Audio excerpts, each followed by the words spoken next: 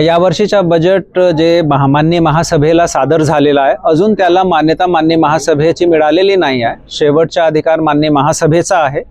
माझ्याकडून जे प्रस्ताव किंवा अर्थसंकल्प सादर झाला तो 6,221 कोटी रुपयाचा आहे आणि यामध्ये घट वाढ मान्य महासभा करेल. 25 तारखेला त्याच्याबद्दल डिटेल चर्चा होणार आहे. तूर्त या बजेटमध्ये कुठल्याही प्रकारची दरवाढ आम्ही सुचवला नाही आहे आणि कुठलाही नवीन टॅक्सेशनही नाही सुचवला आहे. मात्र हा यथार्थ आहे की महापालिकेमार्फत नागरिकांना दर्जेदार सेवा देण्यासाठी थोडीफार दरवाढ जरूर करणे अभिप्रेत आहे.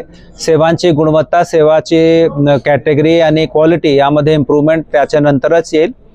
या बजेटमध्ये महानगरपालिकेमार्फत जे आपले कमकुवत घटक आहेत त्यांच्यावर फोकस करण्यात आलेला आहे. महिला, दिव्यांगजन, बालकल्याण याच्यावर फोकस आहे. पर्यावरणपूरक गतिविधियांवर फोकस आहे.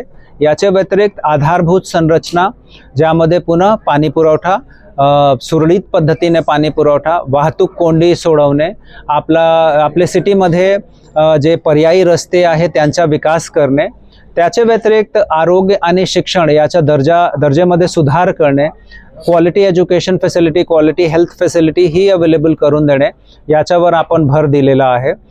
बरेचसे नाविन्यपूर्ण यामध्ये उपक्रम प्रत्येक डिपार्टमेंट मार्फत यावर्षी सुचविण्यात आलेले आहेत.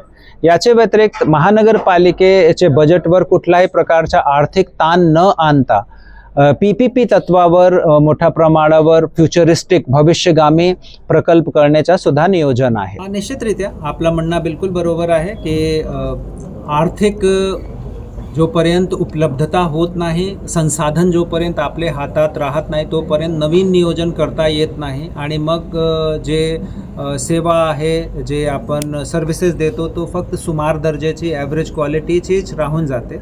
तर तारेवरची कसरत निश्चित आहे, परंतु त्याच्याबरोबरच आपल्याला हा सुद्धा पाहायला पाहिजे की जरी इथे करवाढ होत नाही तरी माननीय उपमुख्यमंत्री महोदय त्यांच्या माध्यमातून आपल्याला भरीव मदत राज्य शासनाकडून प्राप्त होते आणि जे लोड महापालिकेवर येणे अभिप्रेत होता त्यापैकी मेजॉरिटी लोड जे इन्फ्रास्ट्रक्चर क्रिएशनचा आहे, मग तो रस्ते असतील किंवा उद्यानच्या नूतनीकरण, शाळांच्या नूतनीकरण, आरोग्य फॅसिलिटी वाढवणे, या सगळी गोष्टीसाठी जी लागणारी निधी होती, जी कर स्वरूपात प्राप्त करणे अभिप्रेत होती, ते माननीय DCM साहेबांमार्फत शासनाकडून उपलब्ध झाल्यामुळे महापालिकेसमोर जी तारेवरची कसरत होती ती थोडीशी सौम्य झालेली आहे, थोडी करण्यासारखी झालेली आहे.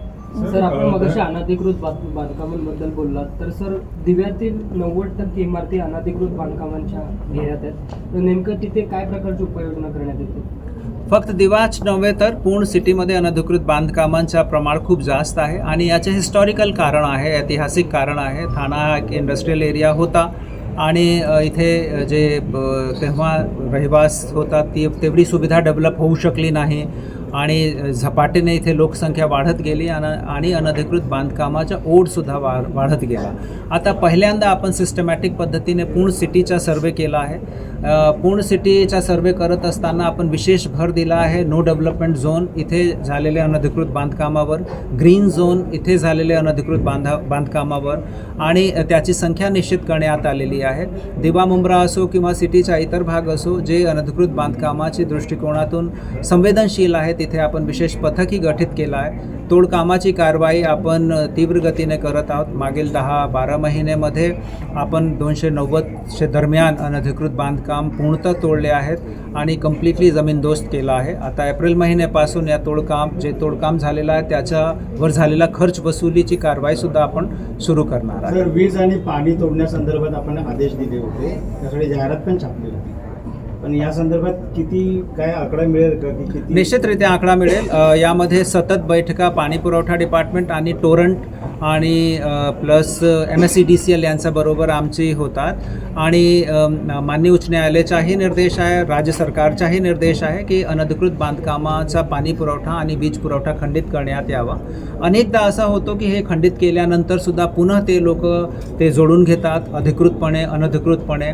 सो त्यांच्या विरुद्ध सुद्धा आपण सतत कारवाई करत आहोत. मोठ्या प्रमाणावर FIR सुद्धा अनधिकृत पाणी जोडणी किंवा वीज जोडणी याच्याबद्दल करण्यात आली आहे. त्याची संख्या आम्ही आपल्याला उपलब्ध करतो. तसं शिक्षणासाठी एक नवीन प्रोजेक्ट सांगणे, पुण्याचा जो फॅसिलिटी आता ठाण्यामध्ये बघायला मिळेल. यामध्ये एक नवीन संस्था आहे जी पूर्णतः सेवाभावी संस्था आहे, क्रिस्टल फाउंडेशन म्हणून, आणि त्यांच्याबरोबर आमचा करारनामा झाला आहे. पुणेमध्ये खानवडी म्हणून गाव आहे, आपला सावित्रीबाई फुले यांचं जन्मस्थळ आहे पुरंदर तालुक्यामध्ये, आणि तिथे त्यांनी हा प्रकल्प केला आहे. त्याच्या व्यतिरिक्त बँगलोर आणि रायपूर इथे सुद्धा त्यांचा प्रकल्प आहे. त्या संस्थेबरोबर आमचा करारनामा झाला आहे.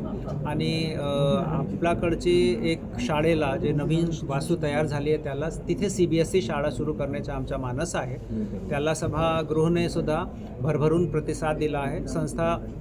संस्थेचं कामकाज खूप उत्कृष्ट आहे आणि ते फक्त रेग्युलर शिक्षणावर भर न देता हे मुले पूर्णतः स्वावलंबी कसे होणार, पूर्णतः आत्मनिर्भर कसे होणार याच्यावर भर देते. आणि त्या मुलांचा एज्युकेशन संपल्यानंतर त्यांचा प्लेसमेंट होईपर्यंत त्यांना ते financial support, emotional support, psychological support available करून देतात. आणि एकदा या मुलांची इन्कम सुरू झाल्यानंतरच संस्थेचा कामकाज आणि संस्थेचं नातं त्या मुलांबरोबर संपतो. अदरवाईज ते तोपर्यंत ते त्यांना पुश करतात, त्यांना मोटिवेट करतात. आणि त्या संस्थेमार्फत आमचं जे कामकाज आहे ते पुन्हा आपला नियोजन असं आहे की याच वर्षी जुलै-ऑगस्टपासून सुरू. पेक्षा जास्ती हॉस्पिटलमध्ये सोनोग्राफी वगैरे सर्व आणणार, तो मशीन कधी पण येणार आहे आणि काय सांगणार त्याच्याबद्दल? कळवा हॉस्पिटल किंवा आपल्याकडचे जे प्राथमिक आरोग्य केंद्र आहेत, त्याचे व्यतिरिक्त आपले मॅटर्निटी होम्स आहेत, प्रत्येक लोकेशनवर दर्जेदार आरोग्य सुविधा उपलब्ध करून देणे. कळवा हॉस्पिटलमध्ये MRI facility, CT scan facility, sonography मशीनची फॅसिलिटी ही उपलब्ध करून देणे, याच्यासाठी आपण तरतूद प्रस्तावित केली आहे. मोठ्या प्रमाणावर सामाजिक संस्था आणि इंडस्ट्रियल युनिट्स आहेत जे CSRच्या माध्यमातून सुद्धा सोनोग्राफी फॅसिलिटी द्यायला तयार आहेत आणि आमच्या त्यांच्याशी MOU झालेला आहे. यावर्षी निश्चितरित्या आपल्याला या सेवेची क्वालिटीमध्ये इम्प्रूव्हमेंट होताना दिसेल. थँक्यू.